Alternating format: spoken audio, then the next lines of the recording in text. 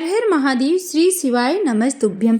यदि आपको लगता है कि आपके या आपके बच्चे के ऊपर या पति पे या बेटी पे बार बार कोई टोना कर देता है या नज़र लग जाती है या कोई और दिक्कतें आती हैं या बीमारी नहीं जा रही है, आप बहुत परेशान हैं, तो काले धागे का प्रयोग करते हैं। लेकिन काला धागा जो आप बांधते हैं, उसे बांधने का एक सही टाइम और सही तरीका होता है। कुछ लोग ऐसे फैशन के तौर पे काले धागे को अपने हाथों में पैरों में बांध लेते हैं, तो ऐसा आपको बिल्कुल भी नहीं करना चाहिए।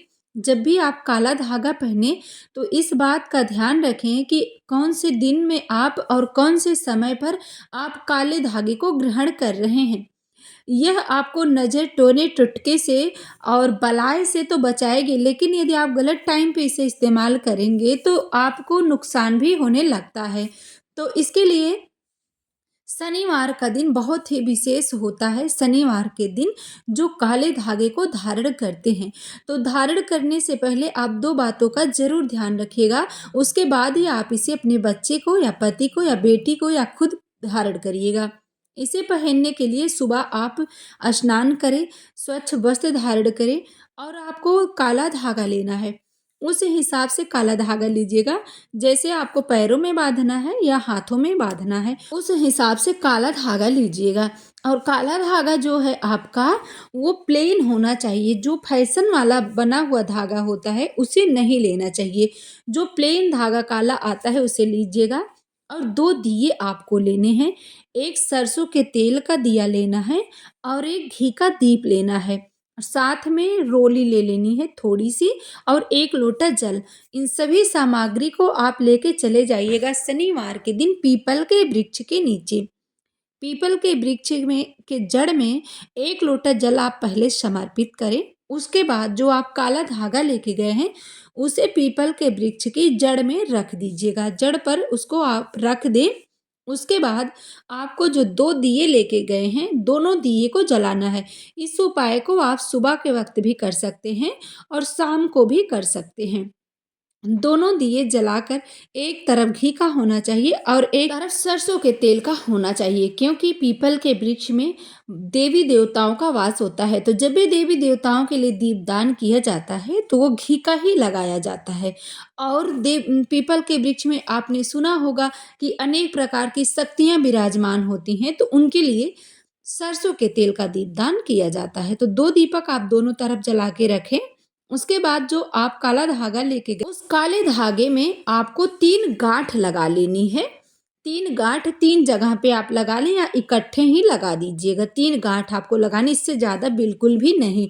जो सब गुछते चले जाते हैं, कई गांठ लगा देते हैं, मात्र 3 गांठ लगानी है।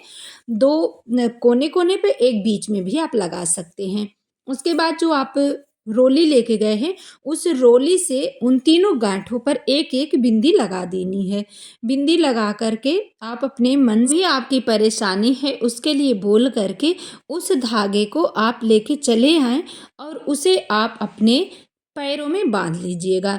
यह उपाय आप शनिवार के दिन करिएगा और पीपल के वृक्ष के नीचे करना है। और यदि आप पीपल के वृक्ष के नीचे नहीं करना चाहते हैं, घर के मंदिर में करना चाहते हैं, तो भगवान नारायण की प्रतिमा हो, फोटो हो, वहाँ पर भी आप इस उपाय को कर सकते हैं। उस धागे को भगवान नारायण की प्रतिमा पे, फोटो पर स्पर्श करा दीजिएगा।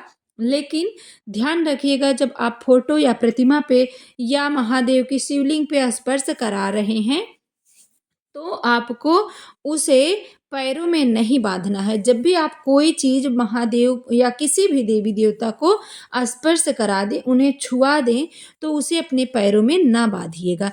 तो उसे आपको पैरों में नहीं बांध करके अपने हाथों में पहन लेना है।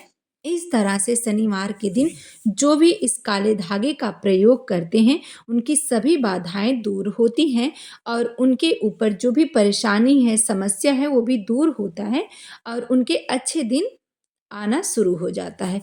अब हम चलते हैं आज के दूसरे उपाय की तरफ। शनिवार के दिन जिनके घर में धन संपदा की कमी हो, माँ लक्ष्मी की कृपा नहीं बन पा रही, यदि प्रत्येक शनिवार के दिन पीपल के वृक्ष के नीचे आप 2 दीप लगाना प्रारंभ करते हैं, तो आपका ऐसा कोई कार्य नहीं है जिस कार्यों में आपको सफलता ना मिले। लेकिन 2 दिए कुछ लोग 1 दिया ही जलाते हैं, लेकिन आप कुछ दिनों तक 2 दिया जलाकर देखिएगा, आपके कार्यों में सफलता ज़रूर मिलेगी। एक आपका घी का दिया होना चाहिए और एक आपका सरसों के तेल का दीप होना चाहिए। जैसा कि अभी हमने आपको उपाय में बताया कि पीपल के वृक्ष के नीचे देवी देवताओं का वास होता है, तो जब भी देवी देवताओं के लिए दीप जलाया जाता है तो घी का जलाया जाता है। और हम किसी भी जैसे अन्य शक्तियाँ भी उसी पीपल के वृक्ष में विराजमान होती हैं, उनके लिए जब दीपदान हम जला करते हैं तो वो सरसों के तेल का करते हैं। इसलिए जब भी आप पीपल के वृक्ष के नीचे दीपदान करने जाएँ तो 2 दिए आपको जलाना चाहिए और सुबह के वक़्त आप पीपल के वृक्ष में 1 लोटा जल समर्पित करें। और जब आप जल समर्पित करने जाएँ तो थोड़ा-सा अपने साथ मिश्री या गुड़, कोई भी मीठा चीज़ ज़रूर लेके जाइएगा जब पीपल के वृक्ष के आप पूजा करने जा रहे हों। जल आप समर्पित करें, थोड़ा-सा चावल, काला तिल चढ़ाएँ, उसके बाद थोड़ा-सा मिष्ठान आपको अवश्य चढ़ाना चाहिए। ऐसा करने से आपकी कामना पूरी होती है और आपके घर से दरिद्रता दूर होती है और माँ लक्ष्मी का वास होता है। तो ये 2 उपाय आप ज़रूर करिएगा। यदि आपको कुछ समझ में ना आया हो, आपके मन में कोई विचार हो तो आप उसे कमेंट में ज़रूर लिखिएगा। आपको बताया जाएगा कि किस तरह से आपको कौन-सा उपाय करना चाहिए।